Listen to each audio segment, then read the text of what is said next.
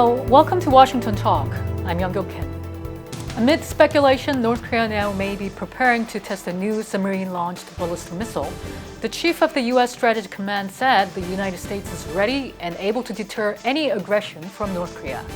And as U.S. President Joe Biden and South Korean President Moon Jae-in are set to meet next month, President Moon urged Washington to resume dialogue with Pyongyang.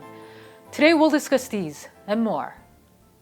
Joining me is Mark Fitzpatrick, Associate Fellow and former Executive Director of International Institute for Strategic Studies Americas. Mr. Fitzpatrick was Acting Deputy Assistant Secretary for Non-Proliferation at the State Department. Bruce Bechtol also joins me today. He's a professor of political science at Angelo State University. Mr. Bechtol formerly served at the U.S. Defense Intelligence Agency and authored book, North Korean Military Proliferation in the Middle East and Africa. Welcome to the program. Thank you. First of all, the Congressional Research Service suggested in its recent report that North Korea may be focusing on developing SLBMs, and Beyond Apparel, a project of think tank CSIS, also noted North Korea may be preparing to test the SLBM at its Nampo shipyard. Where does North Korea's SLBM technology stand now, Mr. Fitzpatrick? North Korea is certainly putting a lot of emphasis on submarine-launched ballistic missiles. When this latest one was paraded in January, the North Korean state news agency called it the world's most powerful weapon. Now, even by North Korean standards, that's an exaggeration.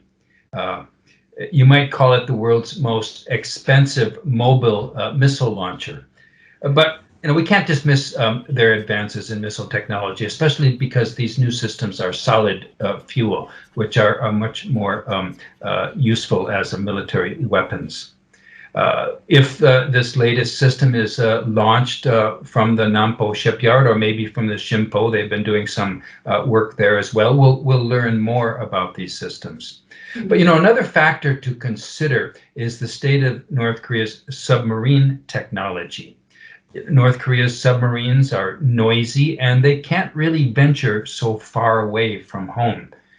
So they can be detected by the US Navy and preempted. They're vulnerable to that. Mm-hmm. Dr. Bechtol, what is your assessment on North Korea's missile technology? The capabilities that an SLBM would need to threaten US territory are dwell time underwater sufficient to get close enough to launch an MRBM, which is what they carry, cold launch underwater capability, which is the missile shooting out of the submarine from underwater, and then you hear like an explosion, and it takes off, right? That's another capability they would need. And finally, as Mr. Fitzpatrick alluded to, the ability to evade U.S. anti-submarine warfare capabilities, which means being able to run silent or close to it. North Korea may be able to get past these hurdles, and they are likely working on that now, but there is no evidence to suggest that they have done so, at least not yet. So my assessment on this whole thing is the SLBM and the platform that carries it, the Shinpo and the new Romeo derivative submarine, whenever that gets actually issued, is potentially a serious threat, not just to the region, but to American sovereign territory, if they can get through American ASW. That's a big if. However, the needed capability to carry these missiles on a submarine platform close enough to U.S. territory to cause serious damage or any damage at all have not yet been demonstrated, and it appears that they may still be in development. Mm-hmm. Then the current status of North Korea's SLBM technology, is it more of a threat to South Korea rather than to the United States? North Korea is developing a missile that maybe could fly 3,000 kilometers. So that cannot hit the continental United States from anywhere near North Korea. It could hit Guam possibly. So it could be targeted at Guam. But I think you could say that it is a threat to South Korea because submarines can go all the way around the peninsula, and South Korea's missile defenses are pointed in one direction, so it'll evade South Korea's missile defenses. Mm-hmm.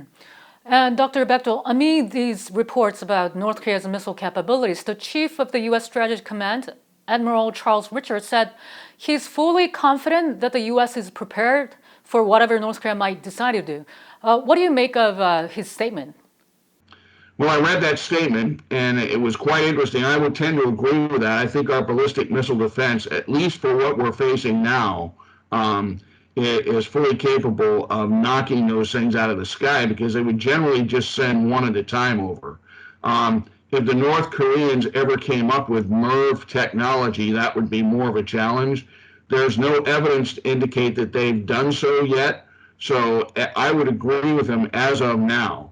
The only real credible threat right now that the North Koreans could do, and they could do this at any time, is they could put a primitive nuclear weapon on some nondescript trawler, change flags on it several times, and sail it into Tokyo Bay or Long Beach or Norfolk, and it would be very hard for us to track that. That's been a threat since they first had nuclear weapons, but the North Koreans have shown no actions that would indicate they plan to do that. So right now, the Hwasong 14 and Hwasong 15, which is probably the missiles he was talking about, and the Hwasong 12 when it comes to Guam, right now it appears that as they are equipped and armed and given their range, our ballistic missile defense would probably be able to counter them if they were only sending over a few at a time. Mm-hmm. Mr. Fitzpatrick, your thought on what Admiral Richards said about North Korea?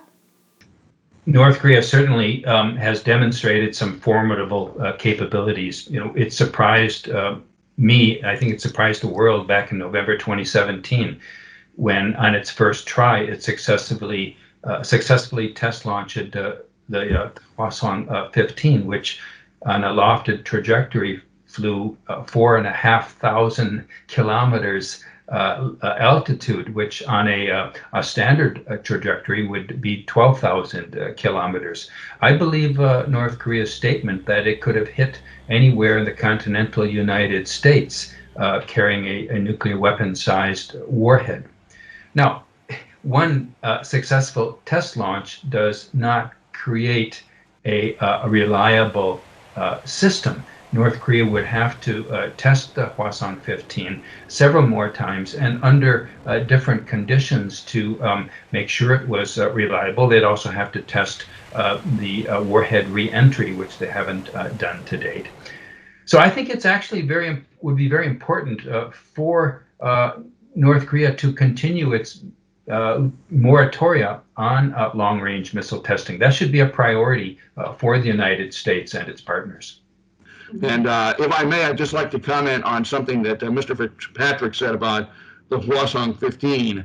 I agree that it has the capability to hit the United States, and the Hwasong 14 does too, of course. And it's got a very good first stage. It's got that Ukrainian engine as the first stage that the North Koreans either stole or bought or got some way, and that's still up for debate. But the big question is, will our air defense, will our ballistic missile defense be good enough to stop it?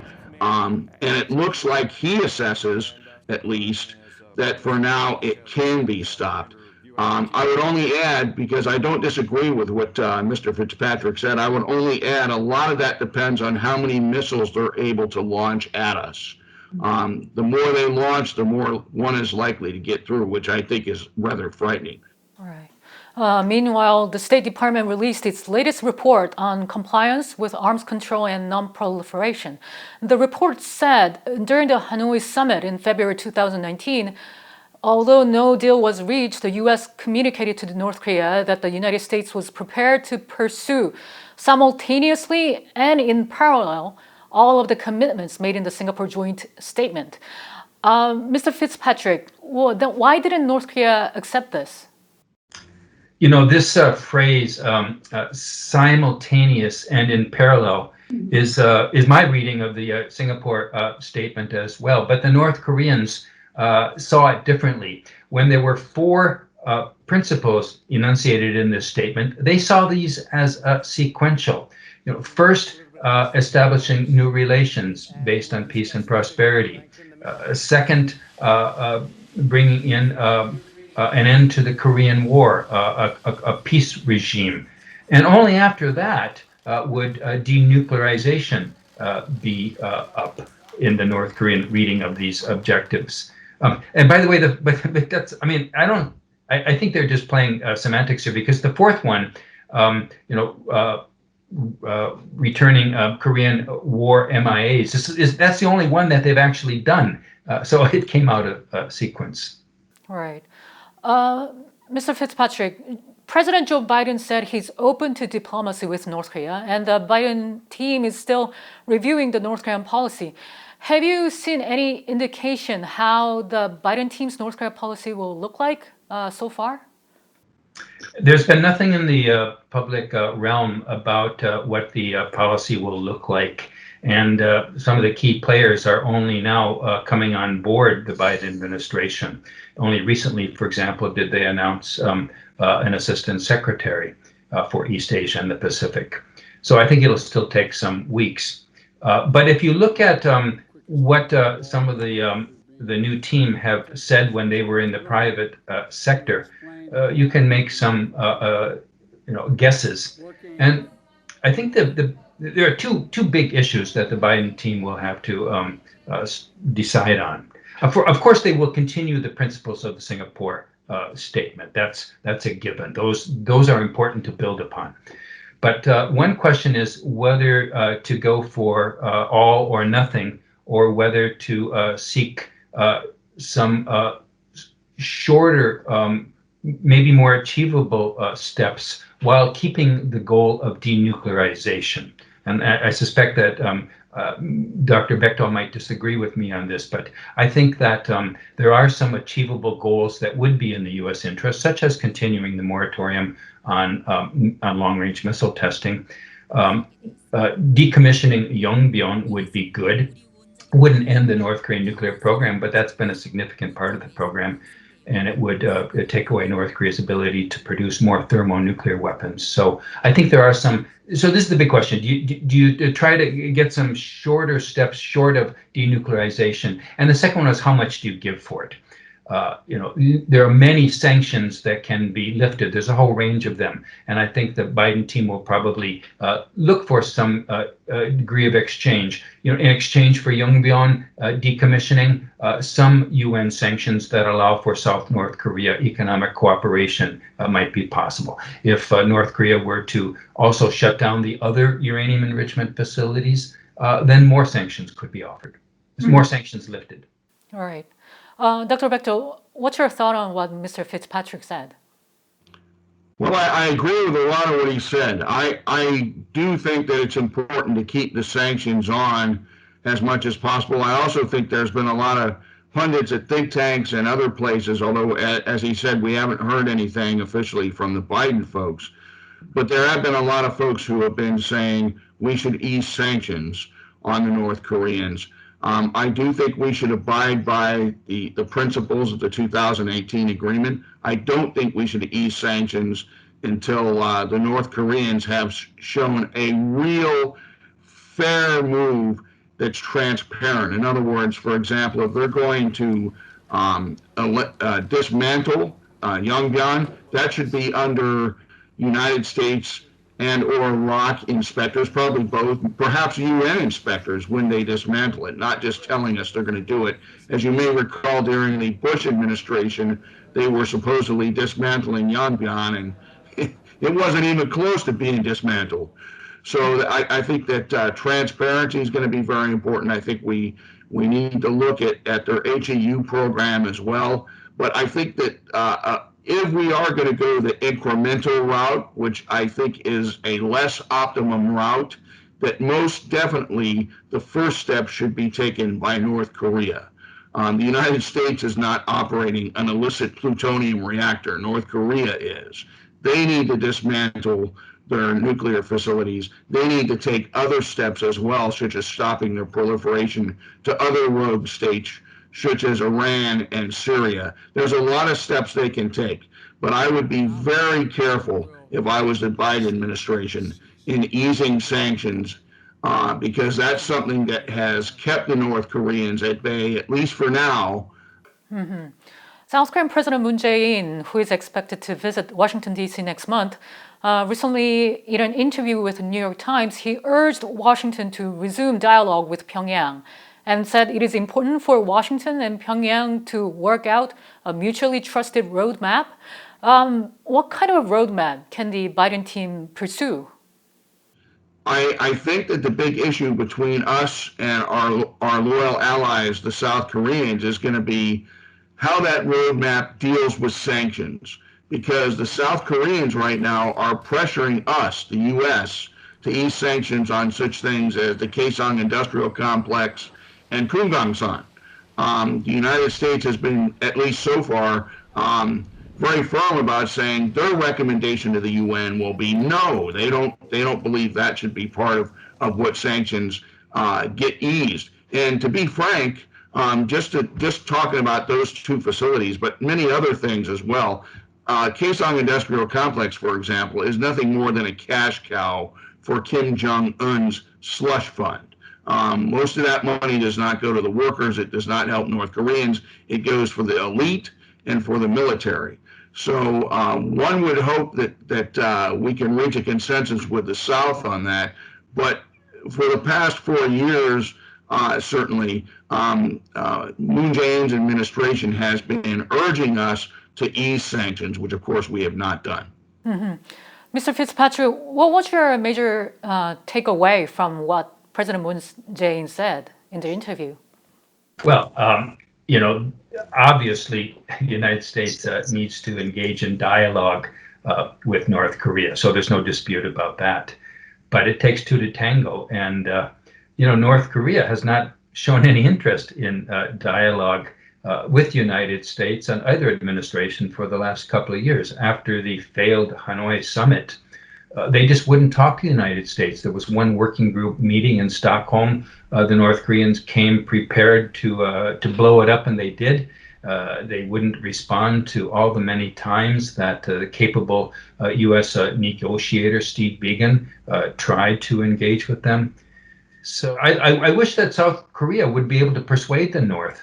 But the North is waiting for the United States to do something first, stop its aggressive attitude or whatever. And this issue of who moves first is very often an impediment to effective diplomacy. And when both sides are waiting for the other to move first, the obvious answer is you take simultaneous steps. You work them out in a sequential way. And yes, verification is very important. I totally agree with Dr. Bechtol. You don't do something until it's verified. But you do things in sequence. That's the only way to make progress. My last question today. South Korea's top diplomat, Jung Eui-yong, said the United States is conducting a serious review of President Moon's proposal of an end of the Korean War declaration. Dr. Bechtol, how likely is Washington to include this in its new North Korean policy? Well, I think that might be something that is included as an eventuality. I don't think it's something that's going to come about right away. President Trump was talking about doing that. There's many things to be said about that tell us we should be very careful about doing it and what the timing of it will be. But I would not be surprised if that was something that was in the policy as an eventuality once North Korea takes certain steps. Mr. Fitzpatrick, is this something that Washington and Seoul are looking at differently? I think that we should think about how important this is to North Korea. North Korea used to talk about this. I was in a conference once with North Koreans, and they seemed to think this was pretty important. But then a few months later, it wasn't at all important to them.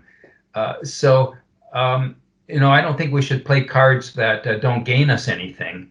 I don't think it's a very costly card. I don't think it costs the United States anything. The key is, would a declaration of the end of the war lead South Koreans to think that there's no longer a need for the US ROK security alliance, that there's no longer a need for US troops.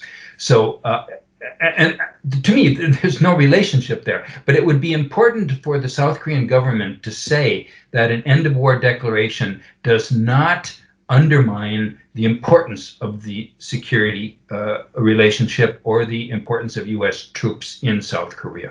Mm-hmm. Following his meeting with Japanese Prime Minister Yoshihide Suga, President Joe Biden will host a second in-person meeting with South Korean President Moon Jae-in next month, further signaling his commitment to shore up alliances in the Indo-Pacific region. We'll have to closely watch as the U.S. continues to make efforts in bolstering the U.S. alliances with both South Korea and Japan as a way of deterring nuclear-armed North Korea, as well as countering China's rising power. Mr. Fitzpatrick, Dr. Bechtol, thank you so much for being with us today. Thank Great you. to talk with you. And that does it for this week's Washington Talk from Voice of America. Please join us again next week for more analysis.